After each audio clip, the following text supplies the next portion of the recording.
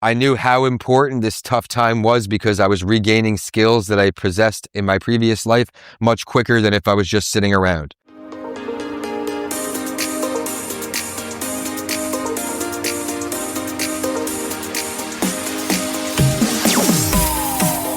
Welcome back, my incredible mental health community and champions. My name is Vincent A. Lancia, and today we're going into the fourth chapter, right, of my TBI journey, the road back. And last episode, we've talked about the immediate aftermath, what happened in the hospital, even now leaving the hospital, going back to Tampa, and now it was a big turning point type moment. And I didn't realize it at the time because it dictated my future. There were two roads I was taking, continuing down corporate or this entrepreneurial journey. And the one thing I learned about grad school was that I wasn't meant to be behind a desk all day. That for some is exactly what's perfect for them. But for me, I knew I wasn't wired that way. I was given 2 or 3 tasks in my last corporate job, and then I was done, and then I'm not utilizing my potential. So grad school, heck of an idea for everyone out there. If you're not sure in the next chapter, the connections you make, the professors who, in my case, have become friends and even board members on my company are priceless, and you really find out what you want to do in life. In college, right, we're 17, 18 years old, forced to decide our future. I switched majors quite a few times, but back to the studying for the GMAT. I just wanted to give a friendly push to anyone out there who may have been on the fence. Look for grants, look for scholarships. There's so much available that I didn't take advantage of. And in order to prepare, I had a Princeton Review GMAT book. I went to reviews online, got it. I was studying 6 days per week, each week until my exam date, putting in the time. That invisible disease again, I looked fine from the outside.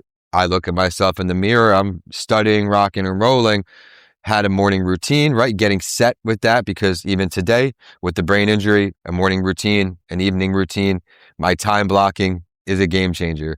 But I made the commitment to study relevant material, diligently, right, for months, and I didn't have a job at the time, so this was my focus, putting a few hours a day. Again, let's step outside and look in. All you did today was study for 2 or 3 hours, but to a traumatic brain injury survivor, we'll have that rundown of what it takes to get ready in the morning, and then showered, and then whether you get coffee, whether you have a Gatorade, getting situated and prepared, mentally preparing, finding it in you to keep studying. Oh, wait, did I remember to have lunch while I'm studying, right? So this was something that was extremely challenging for me and frustrating, but it was part of rebuilding a way to live a fulfilling life again. And it's going to take hard work, just like in life now, running a company. There's a lot of hard work that goes into that, but it's quite different. So after each chapter, I would even type up a review of that chapter, reading it, practicing it, typing it, recording it, listening to it, anything to help me remember more easily. And an 800 is a perfect score. I barely hit 500 on these practice tests. I'm going and just couldn't believe it because I was putting in so much time. The short-term memory and cognitive skills issues were huge hurdles that I just couldn't tackle and make academia-related activity even more difficult, even more challenging. And for whatever reason, I just couldn't accept failure. I couldn't accept why, because I was, again, studying so much, but my brain couldn't retain the same amount of information in the same amount of time. I was forming these new study habits, right, where in high school and growing up, I could look over a form before an exam and at least get a satisfactory grade, right, a B or higher. Now, I mean, I could not retain anything past 4 hours of information per sitting. I was being ignorant, self-admittedly, and tried to push myself to the limit. But my advice to anyone, again, thinking of graduate school, I'm going to say it again, amazing opportunity, very worth it in my opinion. A thick study packet is useless if you don't have a considerable amount of time to review it. With a brain injury, reviewing something once is not an option. You will not retain very much. You have to work and build your brain. I'm typing all day. I'm writing all day. I'm reading all day. These are things that I do to take care of my traumatic brain injury, and they're free tools that you can take on right now, today, too.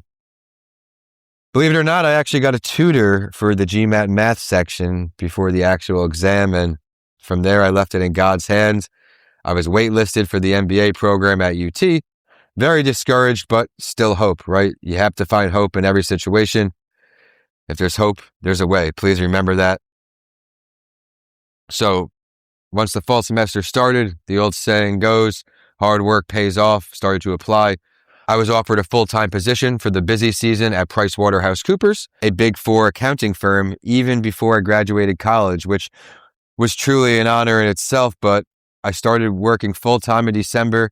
It was already a questionable commitment by me because I was so fresh off the brain injury and I was still in school, but it wasn't like I was working and going to school in a full semester, my first full semester back, that is. I had a few class sessions left and then finals, so I was able to make it work, challenge myself to balance work and school, which was extremely difficult mentally to juggle both obligations. But I knew how important this tough time was because I was regaining skills that I possessed in my previous life much quicker than if I was just sitting around. I mean, before I even got my first diploma, I was a finance major, but accounting is a skill set you have to take in that degree.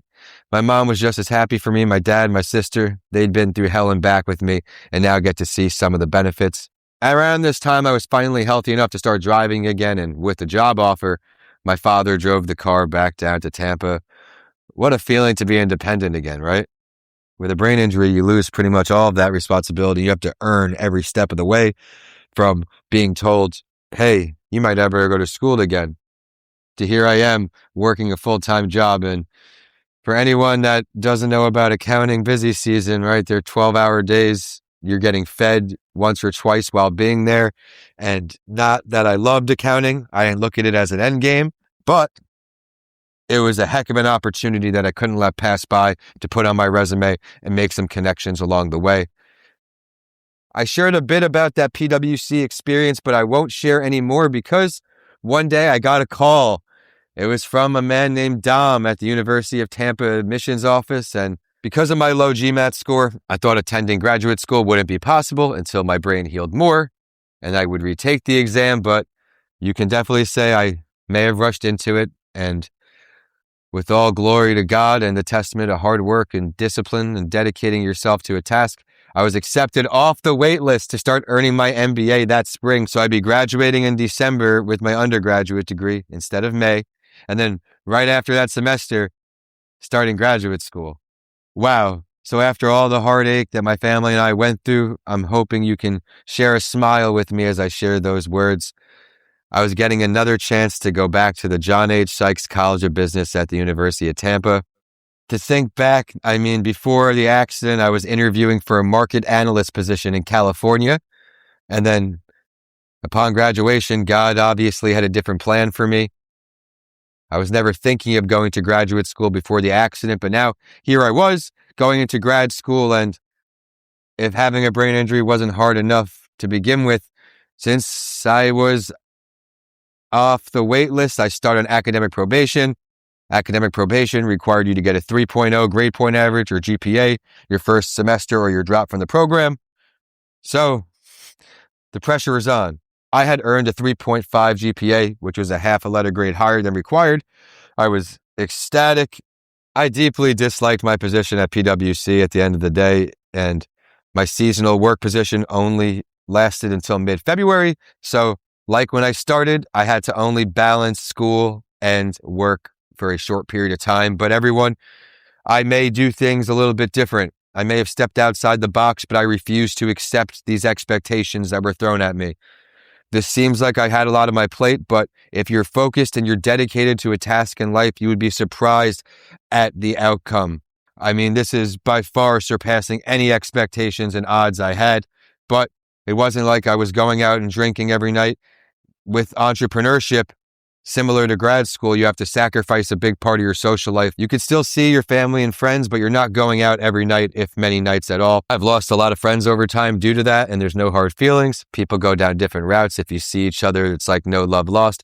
But the people who you do keep in touch with end up being your true family. So here we are finishing that first semester in grad school. I made friends that range from countries like Argentina to Dubai and Saudi Arabia. Unbelievable connections and staff. And earlier, I teased how a professor became an advisory board member. My marketing professor in graduate school in the 600 level courses, Dr. Shane Smith, ended up being a unforgettable professor, a class I still retain information from. He became a friend, and then he became a board member for my company, Coming Alive Podcast Production.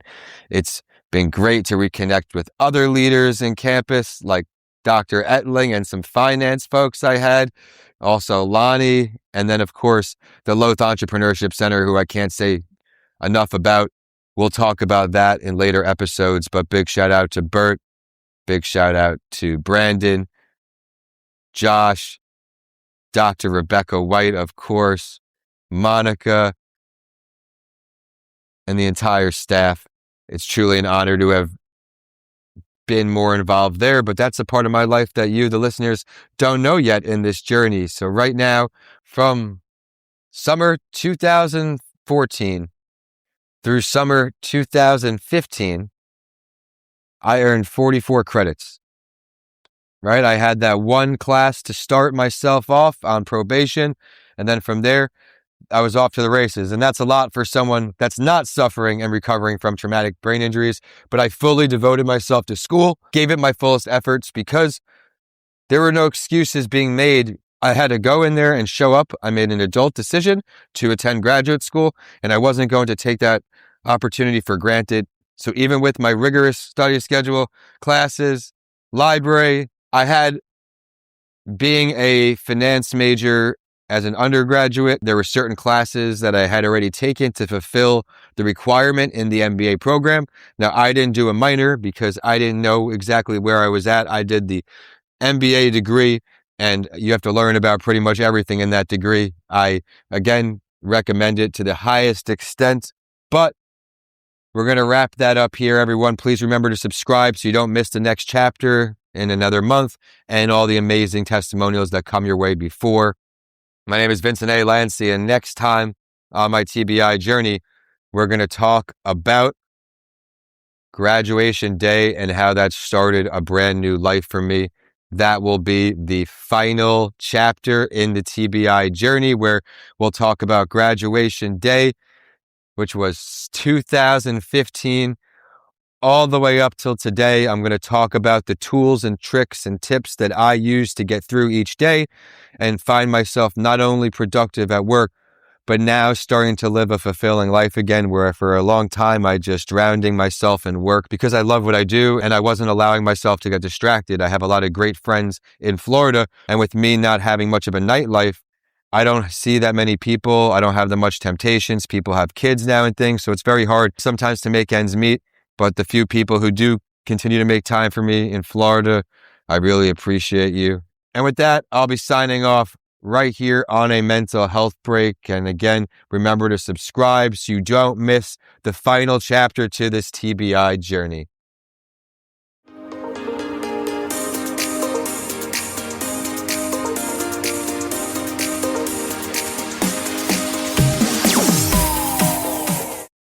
Thank you for tuning in to another episode. I would love to hear your feedback. What did you love? What do you want to see more of? Are there any questions you would like me to ask the guests who come on the show? This show is not possible without you, the amazing listeners, so please email us at podcastsbylancy@gmail.com and let us know what you think. We'll also feature you on a later show. Please remember to subscribe to stay current with our amazing community of guests who will continue to come on the show, sprinkled in with solo episodes from me, Vincent A. Lancy. With that, I look forward to introducing more shows to you each and every week. And with that, we're signing off today. Enjoy the episodes and make it a great day ahead.